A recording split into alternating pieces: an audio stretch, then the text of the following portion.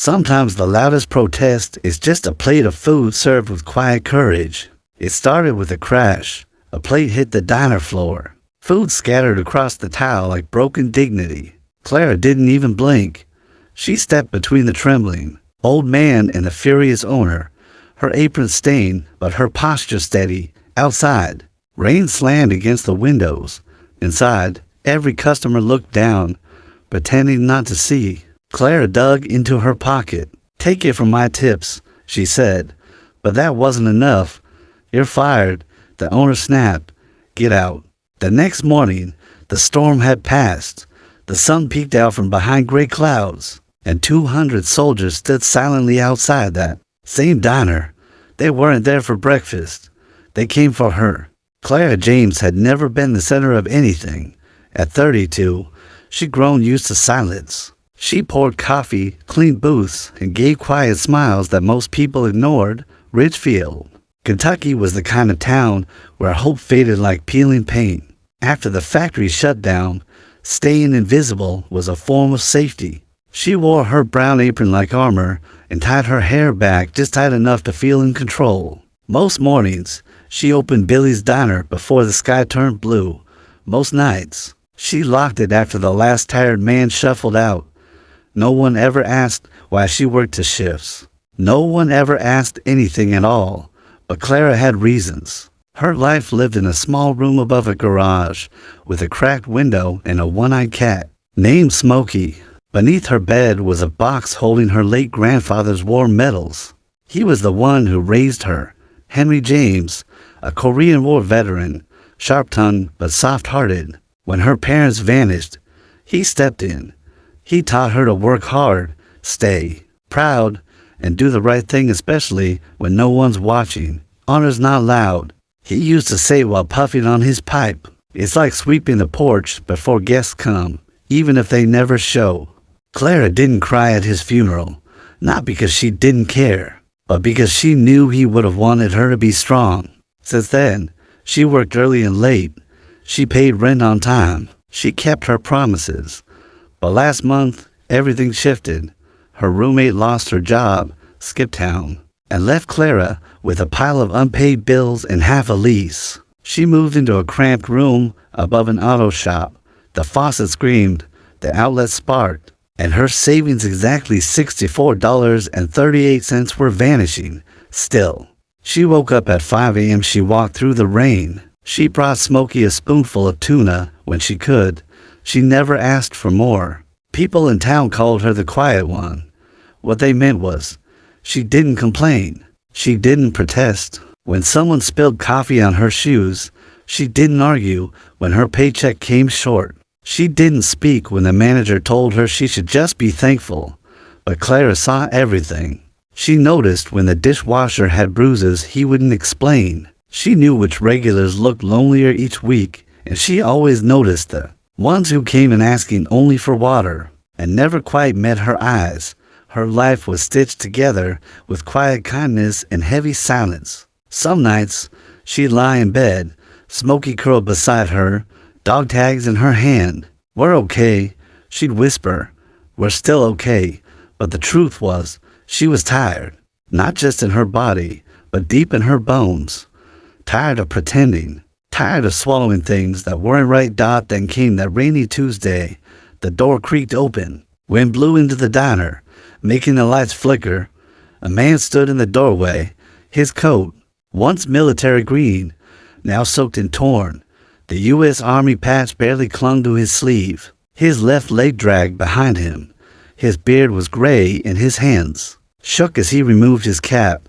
He held a small paper bag to his chest, like it might break if he dropped it. Clara was wiping down a table when she saw him. She didn't flinch. She saw the way he hesitated, like he needed permission just to stand there. Most of the diners looked away.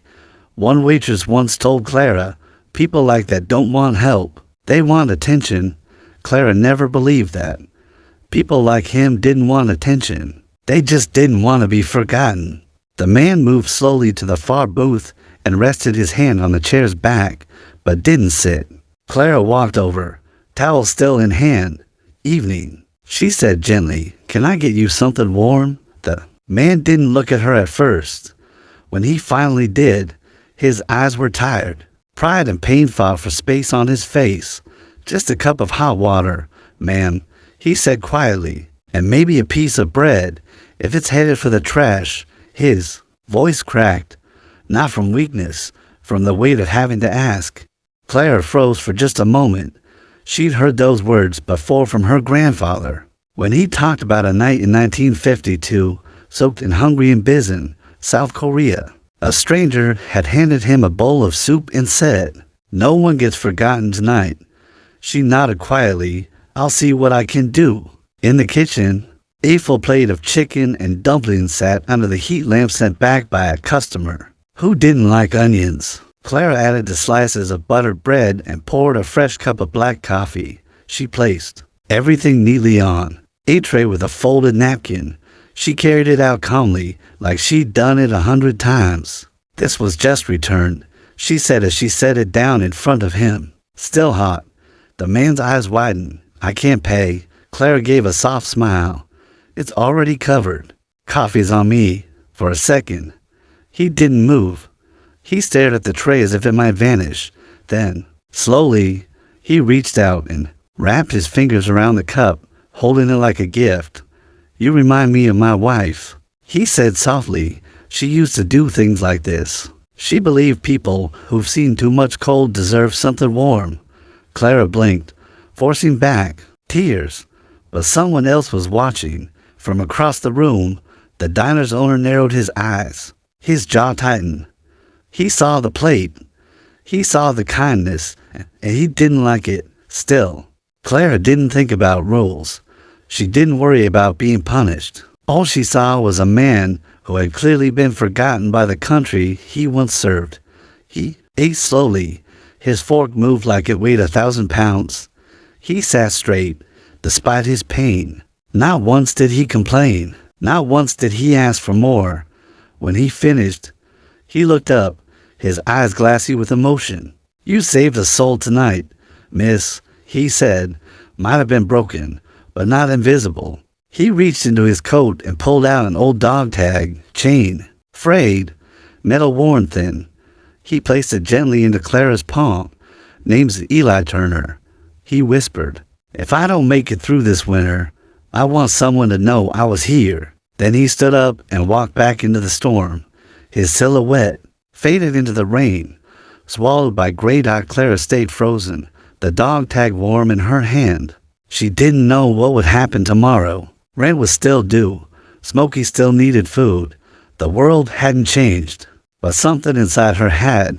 The front door slammed open. The voice hit like a slap. "What the hell do you think you're doing?" Wayne Becker, the diner's owner, stood in the doorway, red-faced and furious. His eyes locked on the empty plate in front of Ellie's seat. The air still held the heat from the meal, like it was trying to defend her. "He was a veteran, sir," Clara said calmly. "He asked for hot water and bread.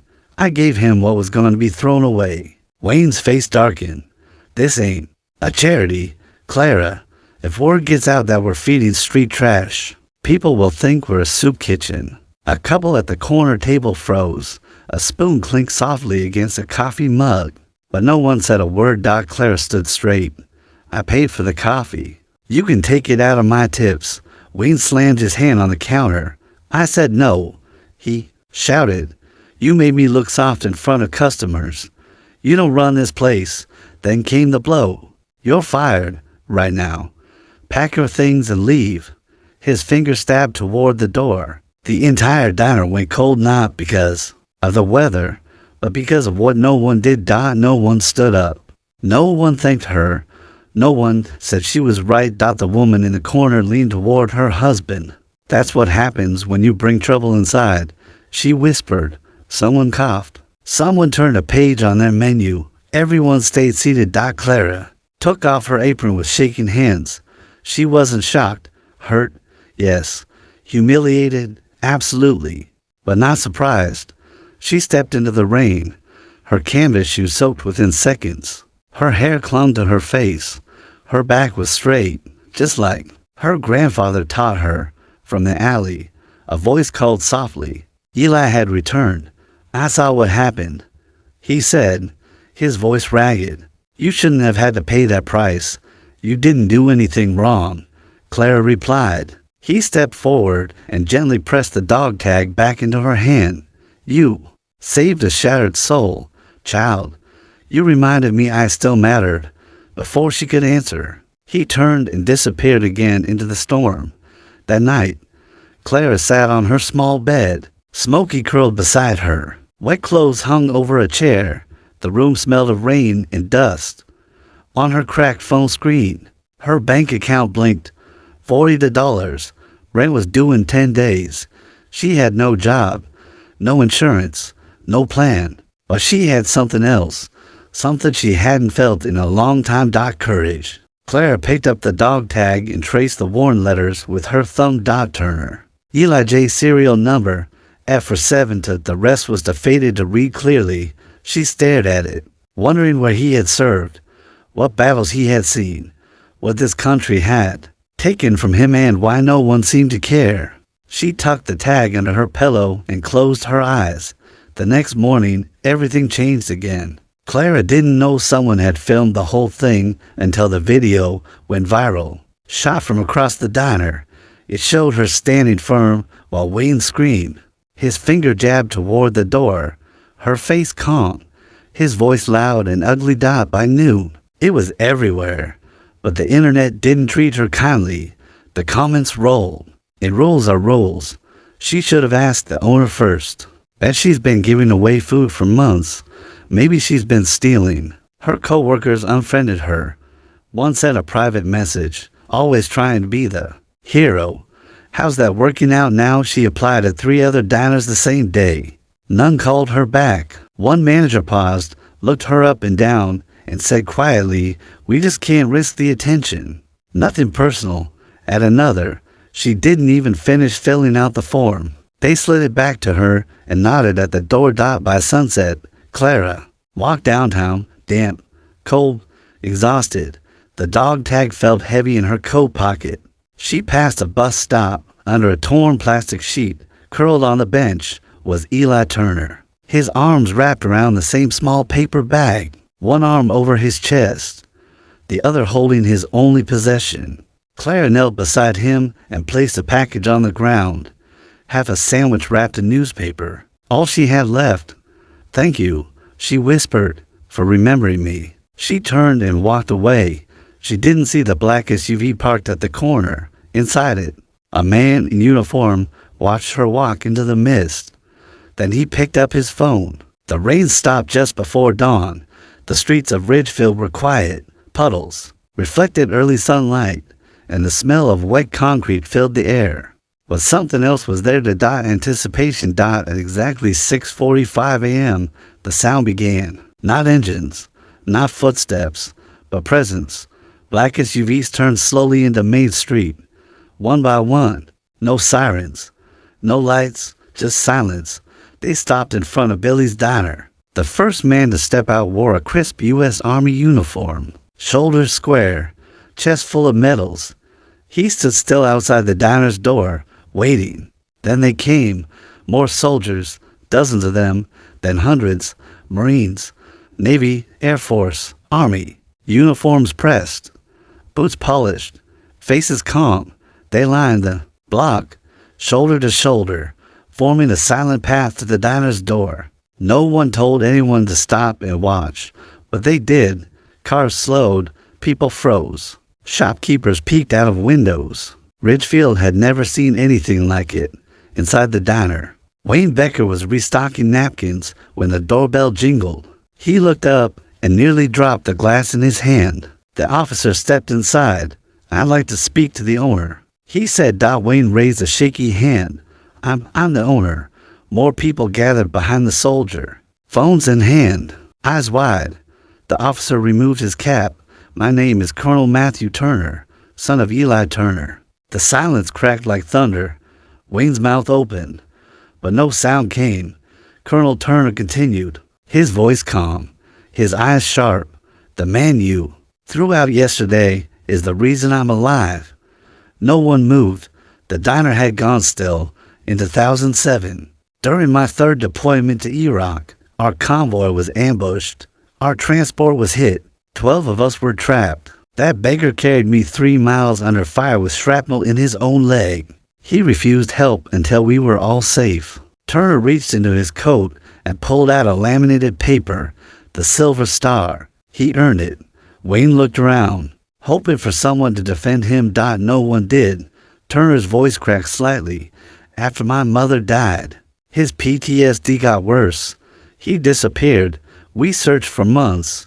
He stepped closer, and now we find him here, fed and sheltered, not by the government, not by the town, but by a waitress, the one you fired.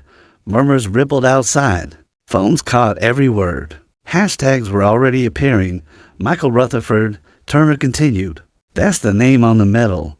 But he told me once, medals don't feed the hungry. He pawned this as Silver Star to feed a homeless family. He paused, then added, the woman who stood up for him yesterday reminded him that this country still had good people. A young corporal stepped forward, holding a black box. Inside it, the medal. Turner turned to the door. Bring her here.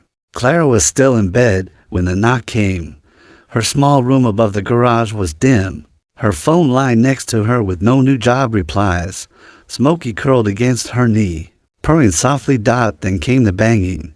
She opened the door to find a local reporter, out of breath, camera crew behind her. They're asking for you, the reporter said quickly. The soldiers, Colonel Turner, the whole block is shut down. You have to come, now. Clara stared, thinking maybe she was dreaming, but it was real. The noise, the buzz in the air, the crowd outside Billy's diner. It was all real. She walked, quickly, unsure, heart pounding. As she approached the diner, the line of soldiers moved slightly. Then, in perfect timing, they all raised their hands in salute. 200 soldiers saluting her. Clara stopped. Her throat tightened. Her hands trembled. She couldn't breathe for a second. No one spoke. They didn't need to. Colonel Turner stepped forward, holding the black case. Inside, the Silver Star glowed softly in the morning light. My father wanted you to have this, he said. Clara's voice broke. I can't. It's not mine. Turner shook his head and gently placed it in her hand. It is now. The crowd behind her watched in total silence. The fallout came fast. Billy's diner closed the very next day. Suppliers canceled their orders. Staff quit. Veterans protested on the sidewalk with flags and signs. Wayne Becker disappeared. No one saw him again, but Clara didn't celebrate. She didn't post anything online. She didn't even make a statement. She just kept doing what she always did, only now she wasn't alone. A nonprofit for veterans reached out and offered her a full-time job. They were opening a community kitchen and they wanted her to run it. The same soldiers who had lined the streets, many came back to help. Word spread. The line outside the new kitchen grew every day, but so did the warmth inside, and in a corner of Clara's small office had a wooden box. Inside it, a folded American flag, the Silver Star, and the worn dog tag that never left her pocket. It didn't all happen overnight. Real justice never does. It grows slowly, like sunrise on a window pane. Quiet, steady, impossible to stop. The diner where Clara once worked sat dark now. The open 24-hour sign no longer lit up. A dusty for-lease paper flap behind the window. It had served truckers, townspeople, and tourists for years. But after the morning of the soldiers, it never served again. Across town, something new had begun. In an old warehouse that used to store vending machines. The lights now stayed on deep into the night. Laughter filled the halls. The smell of warm food drifted out into the streets. Clara stood at the heart of it all. The Ridgefield Community Kitchen, now her workplace, felt more like a family than a job. She didn't ask for attention. She didn't chase it. But people like Colonel Turner made sure her story was remembered, not for praise, but to remind the world what courage really looks like every day. Former soldiers peeled potatoes beside single moms. Teenagers volunteered to serve soup with retired nurses. Smokey, now something of a mascot. Watched it all from the window like a tired general with one good eye and a full belly. But the moment that mattered most came exactly 1 week after the salute. It was almost 4 p.m. The kitchen was winding down. Staff wiped counters. Soup pots emptied. Then, the door opened. A small boy stepped in. No older than 8. Sandy hair, oversized sneakers, and serious eyes. In one hand, a dollar bill folded neatly. In the other, a wax-wrapped cookie tied with string. He walked straight to Clara and placed both on the counter. "I saw you in the video," he said. "My grandpa was a soldier too. He used to help people, so I wanted to help someone." Clara knelt down. Her eyes filled, but she held back the tears. "Can I use this to help someone else?" he asked. She didn't speak. Instead, she placed her hand over her heart the same way the 100 soldiers had done for her and gave him a small nod. No speech, no ceremony. Just one kind act, moving forward. Eli Turner, the man who had started it all, now had a roof over his head. He received regular care from the local VA center. His son visited often. Younger soldiers stopped by to hear his stories. Stories not just about war but about quiet battles here at home. Clara visited too, when she could. They didn't say much. They didn't have to. She still carried his dog Tag. She still kept the medal in her room. Some nights, she would run her fingers along its edge and whisper the words her grandfather once told her. Honor isn't something loud. It's quiet. In time, the noise faded. The headlines moved on. The video slipped down the feed, replaced by the next scandal, the next outrage. But the people who saw it really saw it, didn't forget. Not because Clara made a scene, but because she did in single quotes T. She stood up when it was hardest. She gave when she had nothing left. She offered a warm plate of food and a bit of dignity to a man the world had thrown away. And somehow, that was enough to shake an entire town. This wasn't just a story about a waitress. It wasn't just about a homeless veteran either. It was about all of us. About how we treat people when we think no one is watching. About what we choose to do when doing the right thing doesn't come with applause. How many times have we looked past someone at the grocery store, on a park bench, at our own dinner table? How often do we let silence win because speaking up might cost us something in today's world, where loneliness grows and respect feels rare? Clara's story reminds us of something we've nearly forgotten. Courage doesn't always wear a uniform. Sometimes it wears an apron. Sometimes it has sore feet and tired eyes. Sometimes it stands quietly in the rain and chooses to care anyway. Clara never marched in protests, never posted her side online, never shouted for attention. She simply saw a man in pain and gave him something warm to hold. That moment, a small, quiet act trickled outward, and it changed everything. The Ridgefield Community Kitchen continued to grow. Veterans found purpose again. Teens learned that service didn't have to be loud. Families sat together, not divided by judgment, but united by kindness. Smokey the cat, now older and heavier, still claimed his sunny windowsill. Clara's office stayed simple. Just a desk, a corkboard with volunteer schedules, and one small wooden box. Inside it, a folded American flag, a silver star, and a dog tag that never left her side. She never hung the medal on the wall. She didn't need to, because it wasn't about pride. It was about presence, responsibility, respect. Eli Turner, the quiet soldier with the heavy limp, eventually began sharing his story with others. Slowly, carefully, sometimes with long pauses in between. But when he spoke of that rainy night in the diner, he always said the same thing. She didn't see a beggar. She saw a man. People came just to hear that. And one by one, something began to shift. Not just in Ridgefield, but in every small town where someone watched the video and thought, I could do that. I should do that. Kindness didn't trend. It didn't get sponsorships or campaigns, but it traveled from plate to plate, from hand to hand. And slowly, it stitched something back together. Clara never called herself a hero, but she carried the weight of that moment in everything she did.